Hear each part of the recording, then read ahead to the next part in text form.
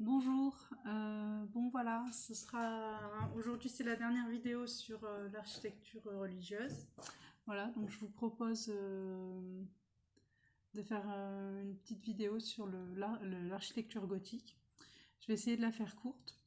Euh, et, euh, et voilà, il y aura, comme la fois précédente, pas mal de croquis qui serviront enfin, qui seront mis dessous que vous pourrez faire.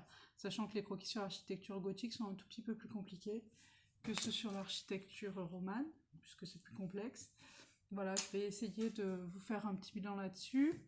Et, euh, et voilà. Et à partir de la prochaine vidéo, on pourra, à moins que les cours aient repris. Si c'est pendant les vacances, je ne ferai pas d'autres cours. Et si c'est pendant les vacances, enfin, bon, je sais pas. Tout dépend de ce que fera le confinement, mais on va commencer une nouvelle thématique. Voilà. Donc aujourd'hui, on va parler de l'architecture gothique. Alors la particularité de l'architecture gothique et du roman, c'est que c'est en gros ces deux courants qui sont les deux sur le Moyen Âge. Donc c'est deux courants qui appartiennent à la période médiévale.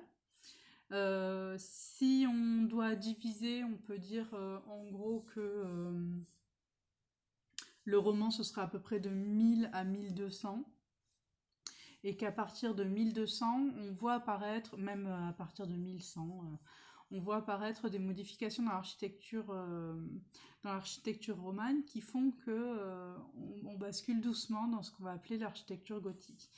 Alors, s'il y a une chose que vous devez retenir sur cette architecture sacrée médiévale, c'est que en gros, on a, vous savez, je vous ai parlé des bâtiments qui sont très massifs de l'architecture romane, et en gros, on va avoir des bâtiments qui vont s'élever vers le ciel et qui vont devenir de moins en moins massifs, et au contraire, qui vont tenter de devenir aériens en fait. Et s'il y a une chose qu'on peut noter, c'est qu'entre une basilique romane et une cathédrale gothique, il y a une volonté de monter vers le ciel et d'aller de plus en plus haut vers le ciel, et aussi de faire rentrer la lumière dans le bâtiment, puisque les basiliques romanes étaient très sombres. D'accord. Alors, pour ce qui est des architectures, pour ce qui est des solutions, alors, voilà, pour ce qui est de ces cathédrales, vraiment l'intention, c'est de créer une impression qui soit une impression très forte sur les fidèles, et d'avoir vraiment des architectures qui donnent la sensation aux fidèles d'être très petits, et d'avoir une impression physique qui soit très forte, d'accord. Donc les moyens qu'on va avoir pour ça, c'est de faire des bâtiments qui soient très hauts. Et l'autre moyen qu'on va avoir, c'est de mettre en scène la lumière à l'intérieur des bâtiments. C'est-à-dire que si pour les basiliques romanes, on avait des bâtiments qui étaient relativement sombres, pour les architectures gothiques, enfin pour les cathédrales gothiques, on va avoir des bâtiments dans lesquels on fait rentrer la lumière. Cette lumière, on la met en scène, et ça donne des impressions physiques qui sont très fortes. Alors, je ne sais pas si vous avez déjà eu l'occasion de rentrer dans des cathédrales, en tout cas qui sont pas trop polluées, c'est-à-dire où les vitraux sont pas trop recouverts de noir. Mais si vous avez l'occasion, l'impression lumineuse est très très impressionnante. Alors moi, je l'ai eu qu'une fois, cette impression, c'est dans la cathédrale, une cathédrale à Palma de Majorque, voilà, où les vitraux étaient neufs. Les vitraux avaient été refaits, alors avec une facture complètement contemporaine, mais j'ai découvert ce que c'était quand la lumière est complètement mise en scène, et quand le bâtiment entier est baigné dans une lumière, dans une lumière colorée, une lumière qui raconte une histoire, et là l'impression physique est très très forte. D'accord. Donc je ne sais pas si vous avez eu déjà cette sensation, ou si vous l'avez déjà vécu, mais en tout cas c'est une vraie expérience physique sur l'architecture. Voilà, une vraie expérience d'espace. Voilà, alors, ce qui va permettre la transition, ce qui va permettre le passage de l'architecture gothique à l'architecture romane, de l'architecture romane à l'architecture gothique, il y a un premier point qui va être très important, c'est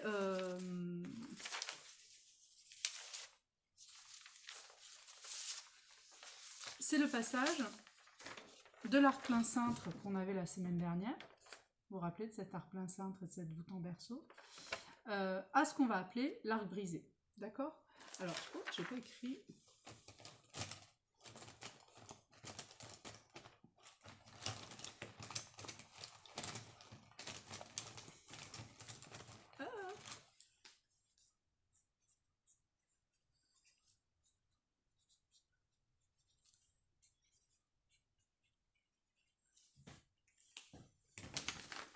Voilà, donc on va avoir deux types d'architecture, des arcs plein cintre, enfin jusqu'à maintenant dans l'architecture romane on avait l'arc plein cintre, et ce qui va signifier le passage dans le gothique, c'est cet arc grisé. Donc vous voyez, on vient couper l'arc au centre, et on va faire monter l'arc en brisant l'arc en fait.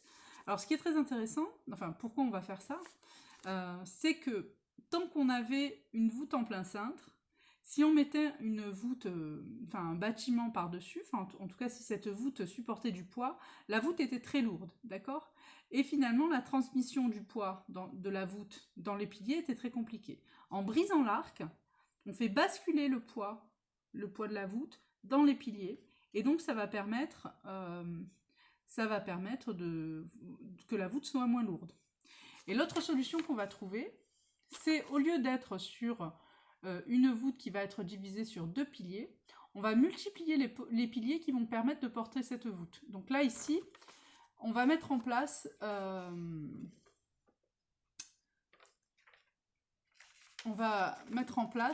une nouvelle technique.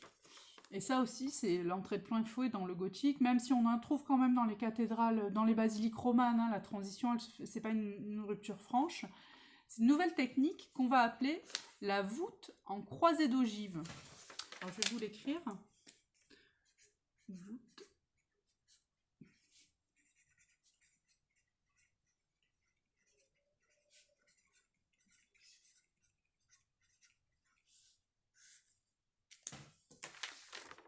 La voûte en croisée d'ogive. Alors, évidemment, je vous mettrai des croquis, hein, des croquis pour les trois, là.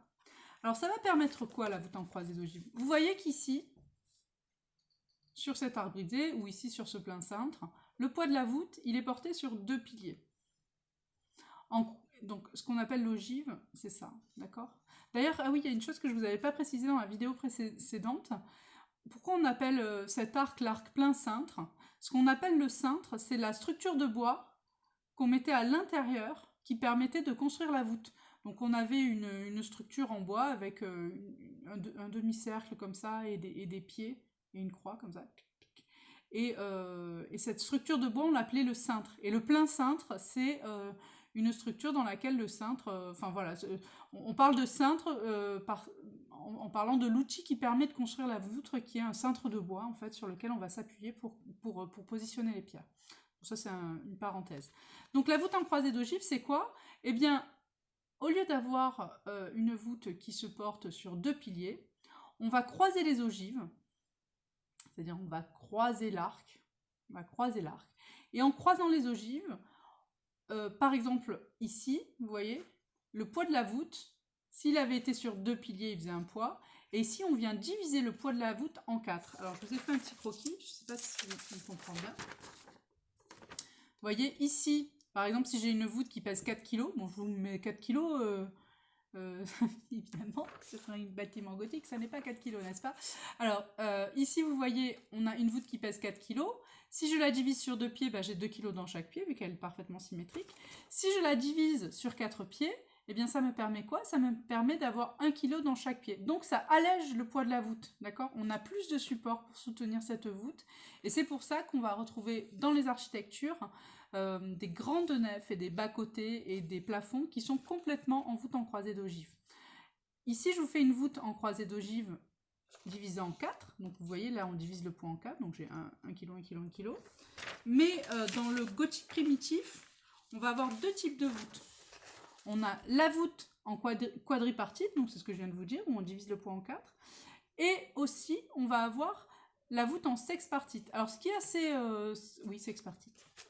Un peu partout, je retenais. Alors, ce qui est intéressant, c'est que sur ces 4 piliers, sur ces 6 piliers, finalement, on va avoir 6 plutôt au début du gothique, et on va passer à 4 quand on sera dans un gothique plus avancé. C'est-à-dire qu'au départ, les premières voûtes en croisée d'ogive, elles ne sont pas de 4. Enfin, au tout départ, on a de 4, et très vite, on passe à 6. Et plus tard, on reviendra à 4, d'accord? Donc si vous allez sur du gothique flamboyant, sur la cathédrale de Reims, ou si vous allez sur des cathédrales qui sont d'un gothique très avancé, vous verrez plutôt des voûtes en quadripartite. Et si vous êtes sur du gothique plutôt primitif, comme Notre-Dame de Paris, par exemple, eh bien vous aurez plutôt des voûtes en sexpartite. Voilà. Alors, donc ce principe-là des voûtes, évidemment, je vais vous mettre des croquis. Je tiens absolument à ce que vous fassiez ce croquis-là. Il est un peu casse-pied à faire celui-ci, là, mais vous pouvez le faire. Je tiens absolument à ce que vous parliez de cet arc brisé. Donc, ce qui va être très important, c'est qu'en faisant cet arc brisé, eh ben, on va faire quoi? Eh ben, on va gagner en hauteur. C'est-à-dire que le fait d'alléger la voûte, on va pouvoir monter plus haut, d'accord? Et s'il y a vraiment une volonté des architectes gothiques, c'est de monter plus haut. Et surtout, vu qu'on divise le poids, on n'a plus besoin d'avoir des murs qui sont énormes, d'accord? Donc en montant vers le haut, on allège les murs. En fait, on allège le poids du bâtiment, on allège les murs. Et ce qu'on va faire, c'est qu'on va percer ces murs, d'accord? Et on perce ces murs pour laisser rentrer la lumière. Et c'est vraiment l'arc brisé qui va faire perdre le poids de la voûte et qui va faire qu'on va enlever de la pierre, d'accord? Alors, les architectes gothiques, ils enlèvent de la pierre, ils enlèvent de la pierre, ils enlèvent de la pierre pour laisser rentrer la lumière. Et cette lumière, on va la mettre en scène en bouchant ces entrées de lumière avec des vitraux, d'accord? Donc c'est la grande période du vitrail. On va faire des grands vitraux qui mettent en scène la lumière, qui colorent la lumière qui est à l'intérieur du bâtiment et qui en plus racontent des histoires, hein, puisqu'on est dans une époque où il y a... Enfin, quasiment toute la population est illettrée, enfin une grande partie de la population est illettrée. Et donc on raconte des histoires par les images, et c'est ces vitraux qui vont raconter les histoires de la Bible et qui vont raconter les histoires de la Bible aux fidèles. Alors, ce qui est intéressant, c'est qu'on va avoir... donc on creuse ces voûtes-là, comme ça, et sauf qu'à force de creuser, il va bien falloir trouver des solutions pour tenir les murs. Alors les murs sont très lourds quand même, hein, parce que c'est des murs qui montent très haut. Et donc il y a une structure qui est très très très représentative de ce qu'on appelle l'architecture gothique, c'est cette structure-là. Alors c'est une structure qu'on appelle l'arc-boutant.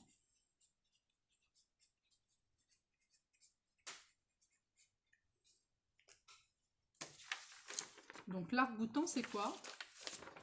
C'est une sorte, attention, je vais dire un gros mot, c'est très mal vu de dire ça, mais c'est une sorte de béquille en fait. Vous vous rappelez quand on avait les contreforts qui étaient collés là contre le mur des bâtiments romans? Eh bien l'arc-boutant, c'est un contrefort qu'on a éloigné du mur. Donc on a un pilier, une structure, une armature, une voûte en fait, une demi-voûte, qui vient se coller au mur. Et ensuite, on a, ça c'est le mur de la cathédrale, d'accord, et ici on a la nef. Bon, a priori c'est plutôt le bas-côté. Je vais vous montrer un autre croquis après. Et donc ça permet quoi? Eh bien ça permet encore de diviser le poids de la voûte, c'est-à-dire qu'on a notre voûte qui a été divisée en 4 ici. On imagine qu'ici il y a une croix. Donc ici elle a été divisée en 4. Elle arrive sur un pilier, d'accord? Donc ici, admettons, j'avais 4 kilos. Hop, je balance 1 kg, vu que j'ai 4 piliers, hop, je balance 1 kg dans le pied. Et en plus, pour diviser encore le poids, je vais rajouter encore une voûte qui va permettre encore de diviser le poids. Et donc, ça me permet de encore diviser le poids en deux. Donc, finalement, j'ai 500 et 500 ici, d'accord? Grammes. Bon, 500 grammes. Et donc, on a un pilier comme ça. Et donc, ici, c'est un espace qui est vide, d'accord? Ou en tout cas, c'est un espace sous lequel on va retrouver plutôt les bas-côtés. Et donc, ça, c'est ce qu'on va appeler un arc-boutant. Et alors, au sommet de cet arc-boutant, là, très souvent, on avait des structures qui étaient très lourdes, qui pouvaient être en plomb, qui pouvaient être des statues ou juste des formes sculpturales qui étaient là au sommet de l'arc-boutant et qui sont des structures très lourdes qui rajoutent du poids sur le pilier et qu'on appelle le pinacle, d'accord? Donc le sommet comme ça de l'arc-boutant, c'est ce qu'on appelle le pinacle. Voilà, alors je vais vous montrer un autre croquis. Je vous montre un autre croquis. Donc finalement, si on prend le bâtiment en coupe, on avait notre grande nef centrale, nos bas-côtés, donc toujours sur le même type de plan que ce qu'on a vu l'autre jour, hein. La nef centrale, le bas-côté, le mur extérieur, et ici, par-dessus le mur extérieur, on allait avoir... Alors l'arc-boutant, ici, je vous l'ai mis double. Très souvent, on trouve des arcs-boutants doubles qui permettent encore de rediviser le poids. Mais c'est pas systématique, d'accord? On peut retrouver des arcs-boutants qui peuvent être simples. Sur les grandes cathédrales gothiques, en général, elles sont doubles. Et elles vont être plutôt placées sur le côté et sur le chevet. Le chevet, c'est quoi? C'est quoi le chevet? hein. C'est la partie, voilà, à l'est du bâtiment, d'accord. Donc à l'est du bâtiment, on a le chevet, qui est complètement dessiné de grands arcs-boutants. Alors sous la vidéo, je vous mettrai le chevet de Notre-Dame, qu'il faut que vous connaissiez. Vous l'avez peut-être vu avec les images d'incendie. Donc le chevet de Notre-Dame, c'est une espèce de grande structure comme ça, avec tous les arcs-boutants qui sont à l'extrémité du bâtiment et qui viennent maintenir le corps du bâtiment.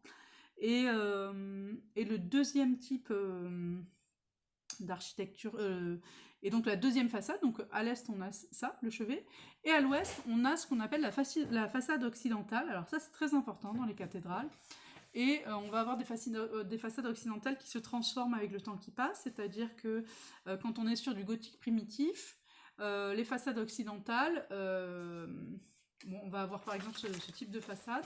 Alors ça c'est une très jolie croquis. C'est même pas fini ici.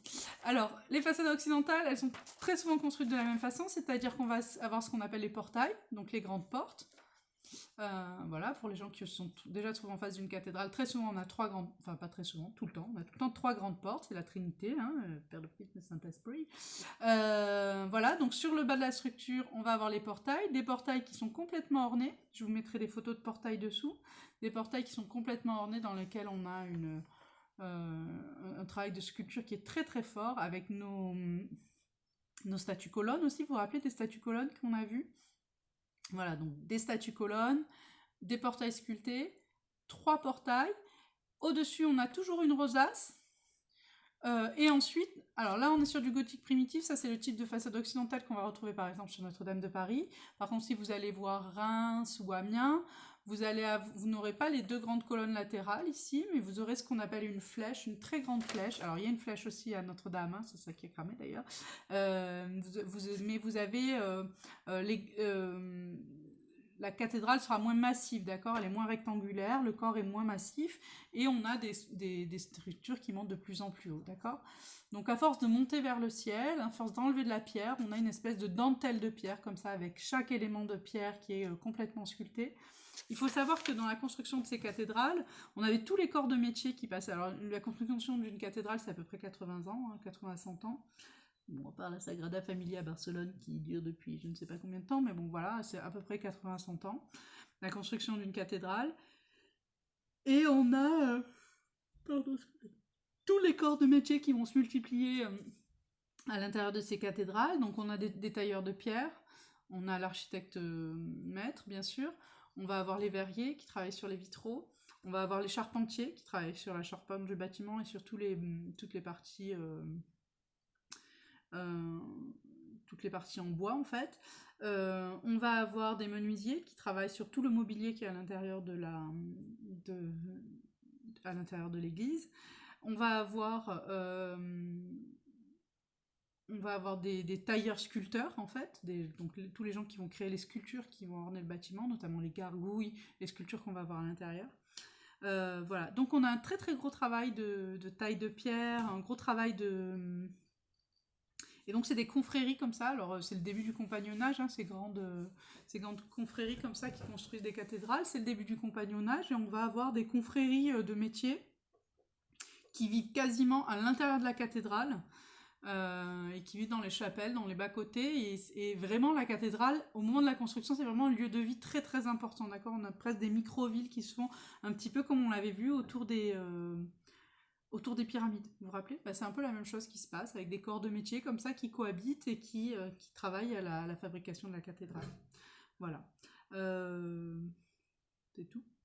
Je vous mets des images dessous. Je voudrais que vous alliez voir les portails. Je vais vous mettre des façades occidentales, donc je vous mettrai la façade de Reims, la façade de Notre-Dame, pour que vous voyez les différences. Je voudrais que vous fassiez les croquis, là. Je vais vous remettre les croquis que je vous ai mis en dessous. J'espère que je ne suis pas allée trop vite. Alors, dans ce que vous notez, notez bien la volonté de monter plus haut. Voilà, dernier point. Donc, lundi, je voudrais que sur WhatsApp, vous m'envoyez des photos de votre cahier qui avance. Donc, il y aura 3 choses. L'architecture romaine, l'architecture romane et l'architecture gothique. Donc, c'est 3 petits chapitres. prenez des notes sur ce que je dis, vous faites les croquis et vous m'envoyez une photo des croquis faits avec les petites demandes qu'il y a dessous. Quand je vous demande des définitions, vous mettez les définitions, etc. Voilà, que je puisse cocher qui a joué le jeu ou pas. Voilà, c'est important. C'est pour faire remonter au proviseur, qui fait remonter à l'inspecteur, qui fait remonter au DATEN, qui fait remonter au recteur, qui fait remonter au ministre. Voilà, donc pour savoir où on en est au niveau du décrochage. Il y a des gens qui jouent pas trop le jeu dans cette classe. J'aimerais bien que vous le fassiez, s'il vous plaît. Voilà, ça fait 3 semaines que je vous embête pas trop. J'aimerais bien que vous le fassiez.